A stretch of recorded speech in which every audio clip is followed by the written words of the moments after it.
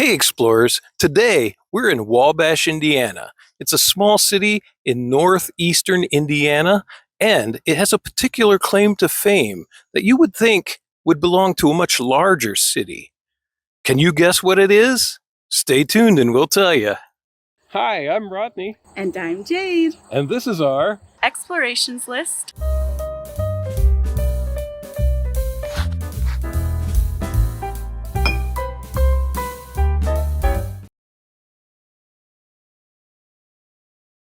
Wabash has a lot of history, from the Potawatomi and Miami tribes that used to live in this area, to the pioneer days and settlers moving in, and to a spicy little elephant that went on a rampage through the city. We're going to tell you about those and more in this video. We started our day trip here at the adorable Paradise Spring Historical Park. I could easily see myself picnicking here. So cool. So we're in Paradise Spring Park right now, otherwise known as Kin Kum Ong Spring. And this park commemorates the signing of a treaty with the Potawatomi and Miami tribes in 1826, where this treaty actually took place. These structures through here were used one was used for the Michigan governor, one was used for the Indiana governor, and one was the Indian agent, and one was the commander of the military forces that were here. The fact that there was 4 of them who got their own houses and the rest had to be in tents. I would not want to be in one of those tents. This treaty ceded much of the land north of the Wabash River to the United States government rather than those tribes. Something interesting I did find is that they all got like 1/4 pint of whiskey every day. That was like part of their rations. I thought that was kind of unique. That's true. That is pretty interesting, especially when you're thinking, these were soldiers and part of their rationing was whiskey, which I know was pretty common back then, but still, do you really want a bunch of drunk soldiers around? This park's pretty cool. You get to walk around some of these structures, learn a little bit about the Treaty of 1826, which I honestly didn't know much about, and just kind of feel the vibe of living in those pioneer times. The park also had a river walk along the Wabash River and some signage pointing to remnants of the railroad history of the area. This circular foundation is all that remains of an old roundhouse, which was once used to turn railroad engines around on the tracks. And as you may know, our first stop in any small town is usually Coffee. Let's go. Also, this coffee shop that we're going to go to is called Modoc Market. And that spicy little elephant story Rodney was telling you about? Oh, you're going to find out.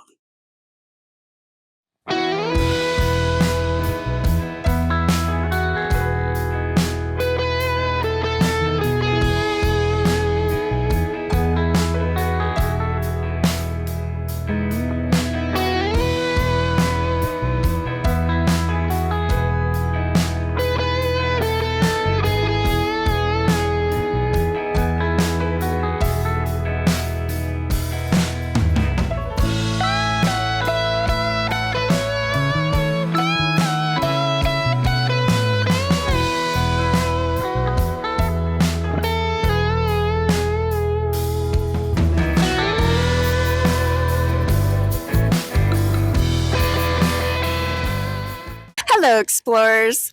We keep talking about the spicy little elephant story, so I have to tell you what really happened. November 11th, 1942, the circus came into town in Wabash.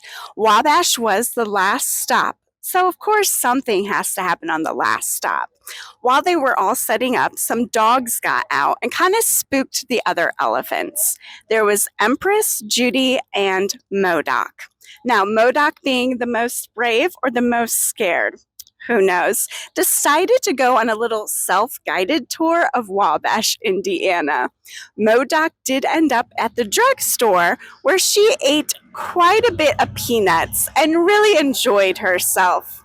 What's really cute is if you visit Modoc's Market now, it is a coffee shop And there are elephants all around and elephant prints that you can kind of playfully follow. And next, we're headed to the Wabash County Museum to see what kind of history we can learn.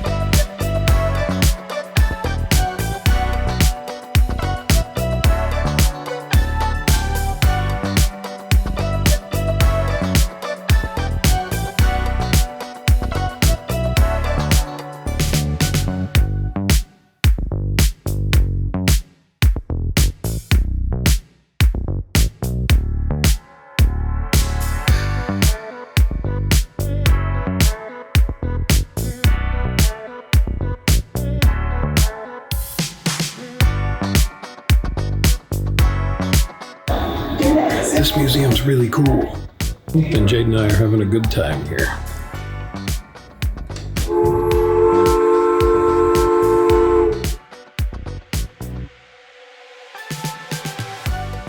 were at the Modoc. You should check it out. It's like good.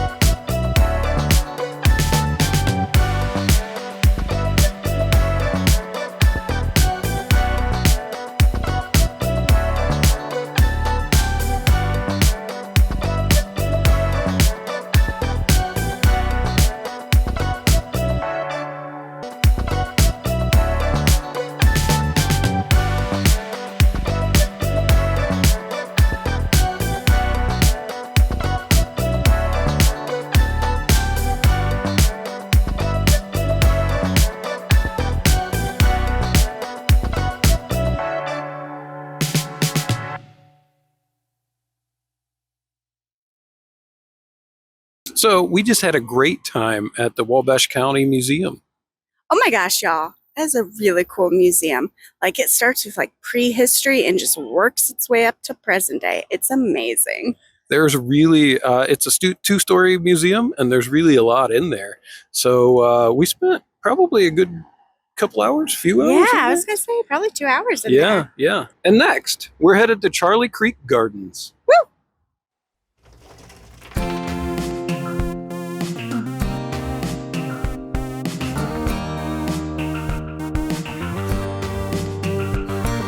As you can see, elephants are kind of decorated everywhere in this town. It is so cute. So we're at Charley Creek Gardens, which is a 6-acre formal garden. And what's really cool, this place is a nonprofit and it's absolutely free for any visitor. And we're told there's a hedge maze somewhere back here. So we're excited to see some parts of the garden. And there's a waterfall. Ooh. It is really unique. It's like each section is like, one's a labyrinth, one's a little maze, one's like a meadow. I'm a little embarrassed. We just filmed that segment right next to the hedge maze. So we're going to check it out now. But it was right here all along.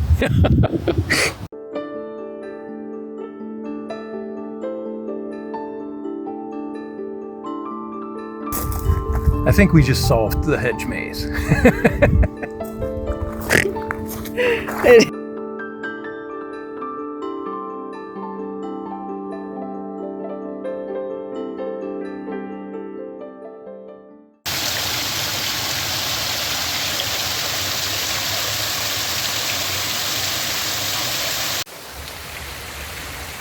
If you haven't already, subscribe, like, or comment below.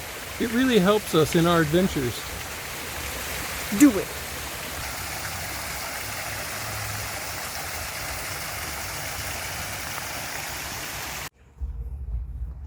Charley Creek. As a kid, I totally would have swam in this. As an adult, I would still swim in this. I love creeks. There's some fishies. That's what I call them. I know most people call them creeks, but I call them cricks. There are some fishies down in there. Let's go eat them. Oh. Just kidding, don't do it.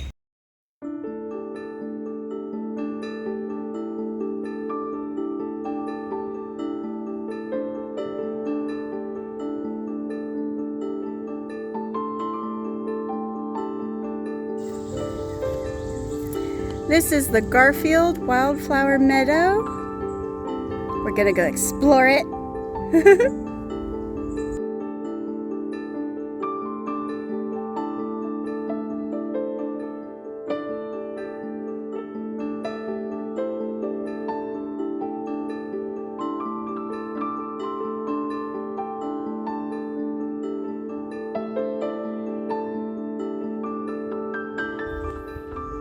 So the wildflower meadow is super pretty and it smells, oh my gosh, it smells like that wild honeysuckle. It smells so good. It smells like honeysuckle and like a sweetgrass. It smells good.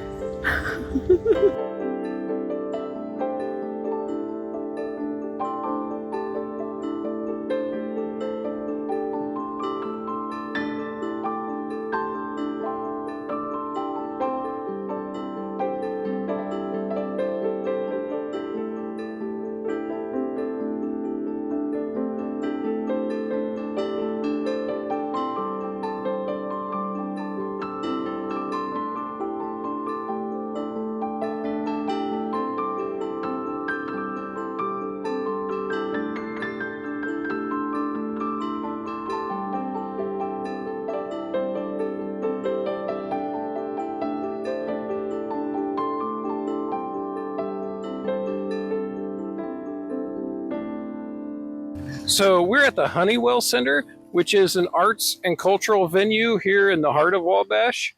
And they hold a lot of many different events, concerts, sometimes plays and things.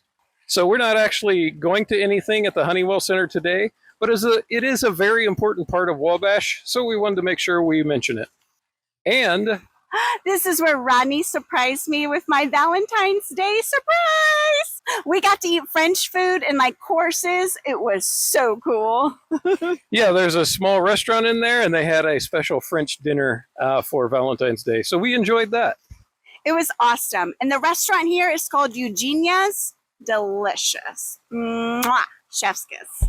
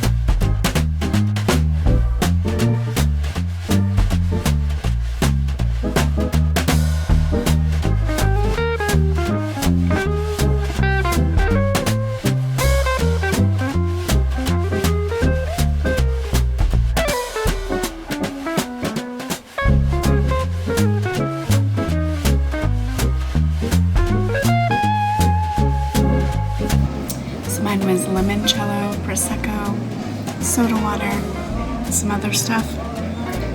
This is what I've wanted like all day. Like, it's light, it's refreshing, it's delicious. This is what I've wanted all day.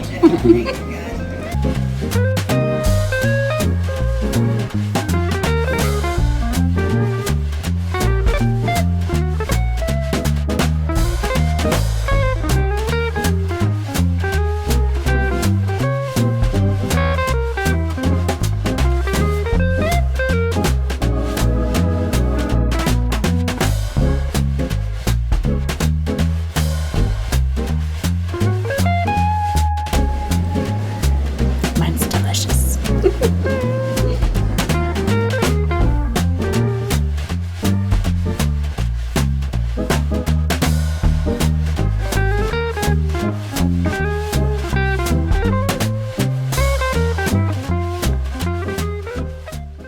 You want to know what the first electrically lit city in the world is? Is it Chicago? Philadelphia? New York City? No. Wabash, Indiana was the first electrical city in the world. In March of 1880, Wabash, Indiana became the first electrically lit city, not in the Indiana, not in the United States, but in the world. They connected 4 arc lights to the top of this courthouse tower here and connected that to a steam-powered electrical generator. And then 10,000 people gathered around the courthouse for them to flip the switch and the lights to turn on, making this the first electrically lit city in the world. Isn't that cool?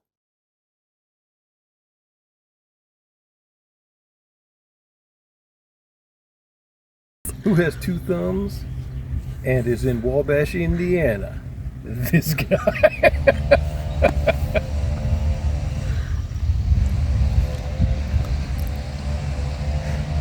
You're gonna have to put the microphone on. It's very sunny out here, can you tell? All right, what are we doing, babe?